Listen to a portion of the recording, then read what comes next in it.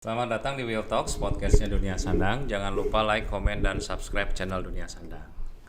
Pagi kita hari ini Selamat pagi. kedatangan tamu. Nanti beliau akan perkenalkan diri. Tema hari ini yang akan kita bahas adalah Together for Sustainable Textile. Ya, silakan perkenalkan diri dulu, Bu. Iya, selamat pagi Pak William. Nama saya Pipit Fitriani Hayati. Ya. Biasa dipanggil Pipit. Saya bekerja di PT Testek Testing and Certification sebagai General Manager. Oke. Mungkin itu bisa dijelaskan apa itu Testek ya, dan lokasinya di mana di Indonesia gitu. Baik, kalau untuk Testek sendiri adalah satu laboratorium testing atau pengujian dan juga sertifikasi khusus untuk produk tekstil dan kulit. Oke. Di mana head office-nya sih ada di Zurich di Swiss dengan laboratoriumnya dan juga memiliki berbagai cabang di berbagai negara. Saat ini hampir di lebih dari 20 negara. Dan di Indonesia sendiri ada 2 kantor, Pak, di Bandung dan juga di Jakarta. Oh, oke. Nah, apa tuh Bu yang membedakan Testek dengan lab pengujian lainnya?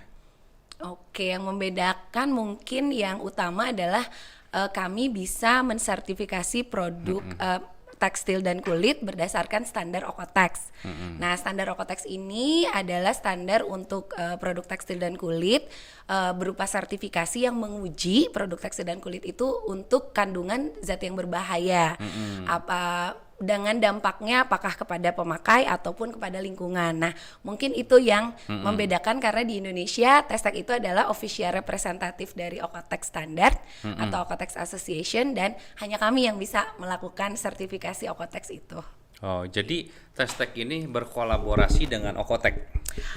Kebetulan kok Testek itu adalah founder dari Okotex Association-nya. Oke. Nah, mungkin saya jelasin sedikit nih. Okotex Boleh. Association itu asosiasi ahli tekstil di Eropa dari seluruh negara Eropa bergabung membentuk atau menginisiasi standarisasi untuk produk tekstil kulit yang aman untuk pemakai dan juga untuk lingkungan. Oke. Kemudian si standar itu dibuat sertifikasi dan member-membernya itu salah satunya adalah Testek sebagai founder dan member dan juga beberapa institut yang ada di negara Eropa itu menjadi laboratorium yang diperbolehkan gitu atau diberi lisensi untuk mengerjakan sertifikasi Okotex ini. Nah, kalau secara standar pengujian yang dilakukannya itu apa aja tuh Bu? Oke, kalau untuk pengujian sih pada dasarnya laboratorium kami bisa menguji hampir semua pengujian yang berkaitan dengan tekstil dan kulit ya Pak. Misalnya nih pengujian kan ada banyak ya Pak.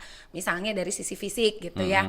Misalnya kain nih ada ketahanan kekuatan tarik misalnya. Betul. Atau kekuatan abrasi, misal kekuatan gosok, kemudian color fastness, ataupun lain sebagainya banyak sekali. Nah itu kita bisa.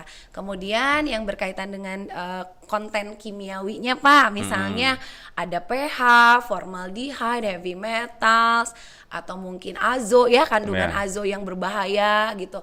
Nah itu juga kami bisa. Azo tuh banyak dites untuk pakaian baby ya. Betul Ya, sekali. betul ya. Ya, untuk saat ini di Indonesia yang dipersyaratkan harus dites azo itu baru pakaian bayi. Betul. Sebenarnya sih seharusnya pakaian dewasa juga diujikan ya Pak, karena azo itu mungkin kalau Bapak pernah dengar pasti ada kandungan karsinogenik ya Pak, bisa bersifat memicu kanker. Ya, Gitu. Jadi betul. memang seharusnya sih dites ke semua, cuman pemerintah mungkin masih bertahap ya Pak. Saat Ya. ini baru pakaian bayi. Nah, kalau misalkan ya Bu ya kan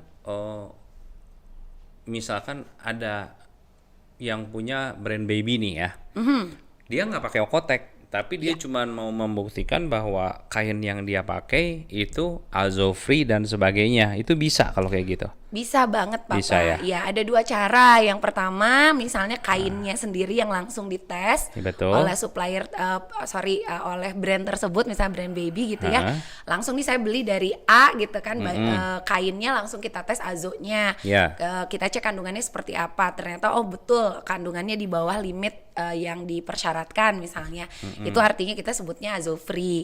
Atau dengan cara yang lain adalah memang mencari gitu ya langsung kain mana mana nih yang udah punya sertifikasi Okotex misalnya salah satunya. Yeah. Nah itu udah pasti udah azo free. Nah jadi bisa dengan dua cara membuktikan bahwa oh baju saya sih nggak mau disertifikasi tapi saya pengen minimal memastikan kain yang dipakai azo free gitu ya. Nah itu bisa seperti itu Pak. Ya banyak ya caranya ya, tapi Iya. itu penting banget ya.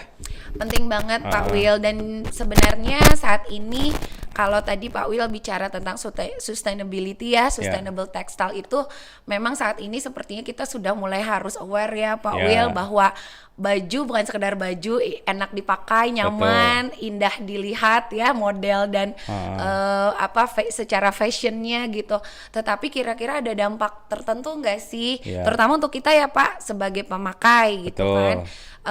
Apakah bisa menimbulkan alergi kah, bisa menimbulkan kanker tadi itu ataupun kelainan hormon yang itu tuh Pak didapatkan dari proses pembuatan tekstil yang memakai zat kimia yang itu tidak bisa dihindari.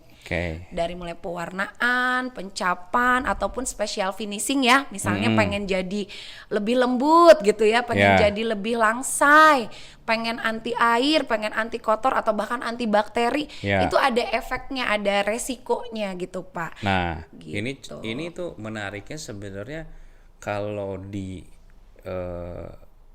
dinaikin gitu ya dari suatu brand, sebenarnya dia bisa jadi brand strategi gitu kan ya.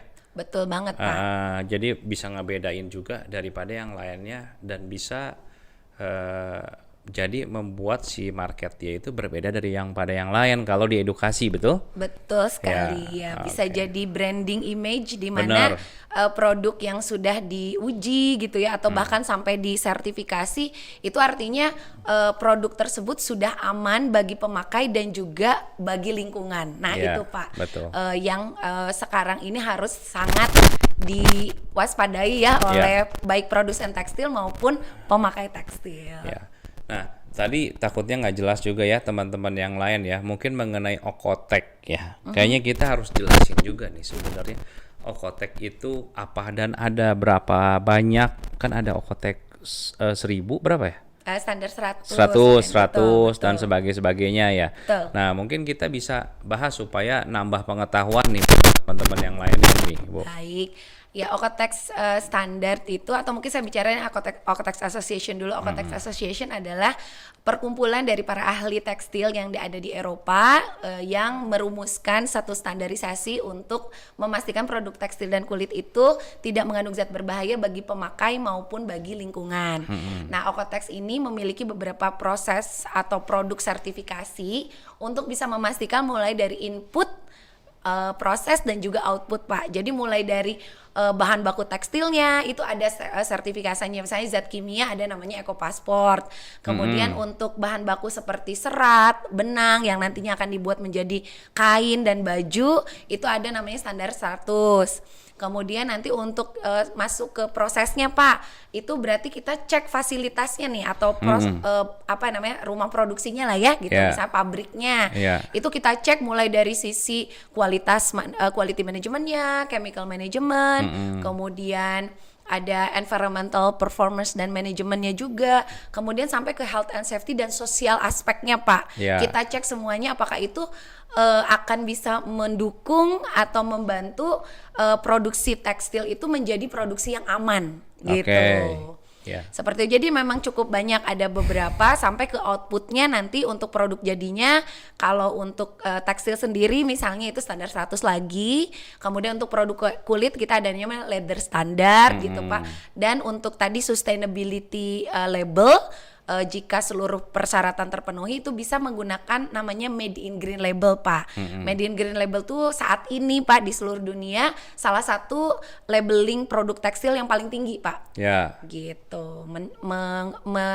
Bisa menginformasikan ketika suatu produk tekstil atau kulit itu ada Made in Green-nya, itu artinya ada 4 poin yang sudah dipenuhi. Pertama, tidak mengandung zat berbahaya bagi pemakai dan lingkungan, dibuat atau diproduksi di tempat yang ramah lingkungan, tidak membahayakan lingkungan, dibuat di tempat produksi yang sudah bertanggung jawab secara sosial, Ya. dan yang keempat adalah transparansinya itu sudah ada sistemnya, karena dengan Made in Green Label pemakai itu bisa traceback Pak sampai ke Ya. belakang di mana aja diproduksi. Jadi saya rekap ya, berarti Okotek itu bukan hanya kainnya saja, tapi bisa sampai menjadi produk jadinya. Betul. Ya, jadi produk jadinya kan kalau anggap baju baby ya sekarang kita bahas bisa dari sablonnya, Betul bisa sekali. dari benang jahitnya, Ya. gitu kan, atau packaging dan sebagainya yang lainnya ya, betul ya. Betul banget Pak, sampai labelnya, Iya, sampai kancingnya itu kancingnya sudah juga tersertifikasi ya, berarti. sertifikasi semua Betul. ya, betul. Jadi bisa memastikan nanti bisa jadi nilai jual, nilai tambah lagi, Betul gitu sekali, kan. Pak. Nah, tapi kalau memang yang saya simpulkan kalau memang sampai ke arah ke sana kan mungkin biayanya tinggi dan sebagainya. Bisa mulai dari mengetes supplier-supplier yang dipunyai itu apakah standarisasinya itu sesuai. Betul Gitu banget, kan, betul ya, sekali. betul ya, bisa mulai dari situ ya. Iya, betul. Jadi dengan mencari produsen bahan bakunya atau komponen dari Betul. pakaian jadi itu yang sudah bersertifikasi Okotex, karena di sistem Okotex itu kami tidak akan menguji double, Pak. Betul. Kalau sudah tersertifikasi ya udah kita nggak akan tes lagi. Misalnya 5 komponen kain, benang, button, label, Iya. zipper misalnya. Ternyata 3 udah tersertifikasi, kita nggak akan tes lagi. 2 belum tersertifikasi, baru kita tes yang 2 ini. Jadi akan sangat mengurangi biaya sekali, Pak. Terus kalau misalkan sekarang, kalau misalkan sudah ada sertifikasi Okotek itu daftarnya di Indonesia, di negara lain pun juga berlaku apa enggak itu, Bu? Oh, berlaku, Pak. Berlaku ya. Jadi ini sistemnya worldwide jadi si Okotek Worldwide, ya. betul. Dan saat Oke. ini Okotex ini salah satu yang paling banyak digunakan atau diakui, Pak, di seluruh dunia. Kami sampai saat ini sudah bekerja sama dengan berbagai produsen di berbagai negara, itu hampir di 70 negara. Dan perusahaan yang sudah bergabung dengan Okotex standar itu lebih dari 21.000 perusahaan. Oke, banyak Jadi juga ya. kalau misalnya Bapak belinya di misalnya di China atau di Pakistan, beli kain, dipakainya di Indonesia, itu berlaku. Berlaku. Atau kalau sebaliknya gitu ya, bikinnya di Indonesia karena memang pabriknya di Indonesia, tapi mau dijualnya produk jadi ke Eropa pasti diakui. Mau dipakai di Pakistan, di India sebagai bahan baku lagi misalnya, itu pasti diakui. Jadi jangan khawatir. Satu lagi nih, Bu. Kemarin kan saya baru ngebahas nih mengenai order-order pemerintahan ya sama teman-teman lainnya. Nah, sebenarnya kan tender-tender pemerintahan juga ada mengharuskan bukti pengetesan labs dari misalkan contohnya pengujian strength, ketahanan, terus anyaman, juga mungkin ada yang zat kimia yang lainnya juga kan ya. Iya. Nah, itu juga bisa difasilitasin ya. Bisa Bapak, bisa. Ada beberapa kok project yang kami berkaitan dengan tender pemerintahan gitu Betul. ya. Itu bisa, apalagi kalau project pemerintahan biasanya memang sudah fix gitu ya. Pengujiannya ini gitu ya. Nah, nanti kita tinggal cek selama metodenya memang ada di laboratorium kami bisa. Gitu. Standarisasi pengerjaannya biasanya berapa lama tuh, Bu?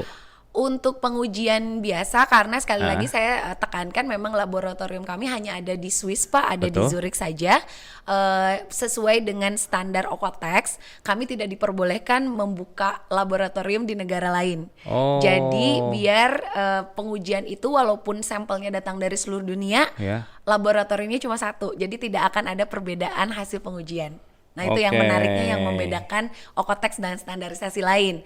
Nah, jadi kalau misalnya Bapak bicara, mau lama pengujiannya gimana? Memang pastinya kami butuh waktu kurang lebih 1-2 hari untuk mengirim sampel ke Swiss ya, Pak. Jadi biasanya rata-rata kurang lebih di 7-10 hari kerja, tergantung dari banyaknya pengujian. Gitu. Kalau misalnya pengujiannya makin banyak, pastinya kita butuh waktu lebih banyak ya, Pak. Bisa sampai 14 hari kerja. Ya. Tapi Oke. sekarang sih kurir sudah cepat, Pak. Bisa. DHL ya. Sudah Biasanya ya. gampang, tinggal pakai air shipment. Bisa ada tips nggak nih, Bu Pipit, mengenai memilih bahan tekstil yang baik menurut standar Tex-Tech buat teman-teman yang nonton nih? Iya, standar yang baik ya. Yang Ya. pastinya mungkin kalau kita bicara dari sisi kualitas itu mungkin banyak ya, Pak Will. Dari kita misalnya pegang aja, ini lembut nih gitu, langsainya oke dilihat, apalagi fashion designer biasanya aduh drape-nya bagus nggak segala macam. Tapi kalau misalnya sekarang kita dengan semua isu lingkungan ya, global warming dan segala macam, itu kayaknya standar kualitas itu udah harus kita tingkatkan sedikit Pak, dengan keamanan. Nah kalau kita udah ngomongin standar keamanan, ya pastinya tangan kita nggak bisa jadi sensor ya Pak. Ini ada azonya apa enggak gitu ya. Nggak mungkin deh. Nggak mungkin Pak Will. Jadi mau nggak mau kalau kita ngomongin kualitas saat ini, apalagi misalnya tadi Pak Will bicara produk bayi ya, itu kan resikonya tinggi sekali gitu. Kayak bayi suka ngemut-ngemut baju, ternyata si sablonannya itu Pak Will luntur misalnya. Nah itu bisa ada resiko namanya petalat dari si sablon itu ya.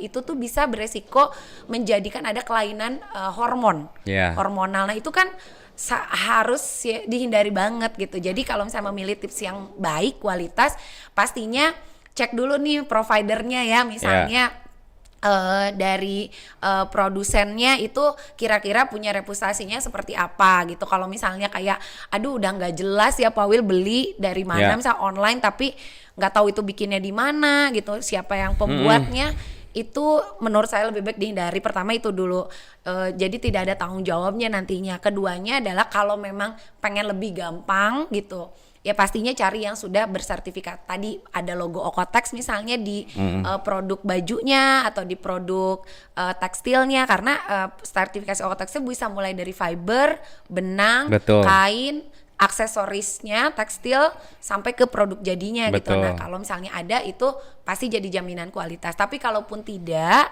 karena tadi ada seperti tadi itu kasusnya Pak Will, oh saya belum sih mau sampai bersertifikasi produk saya, produk jadi saya, tapi saya pakai kain yang sudah tersertifikat.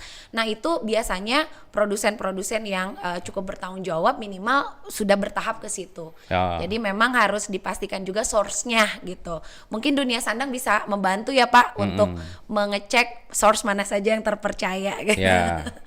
Dan satu lagi juga kami memiliki service itu free, di mana kami punya database juga produsen-produsen yang sudah tersertifikasi Okotex di Indonesia ataupun di seluruh dunia. Itu kalau misalnya nanti ada yang nyari, saya mau cari kemana ya, belinya kemana yang udah tersertifikasi Okotex, itu bisa ke websitenya Okotex. Ada buying guide namanya dan bisa dicek di situ. Nanti mungkin kalau ada yang mau tanya-tanya, Ibu berkenan? Boleh Pak, silahkan. Jadi kalau ada teman-teman nih yang mau nanya-nanya, nanti dicantumkan nomor kontak Bu Pipit. Berikut juga website kali ya. Boleh. Di-spill aja Bu itu. Boleh, websitenya kalau untuk Testech-nya sendiri www.testech.com.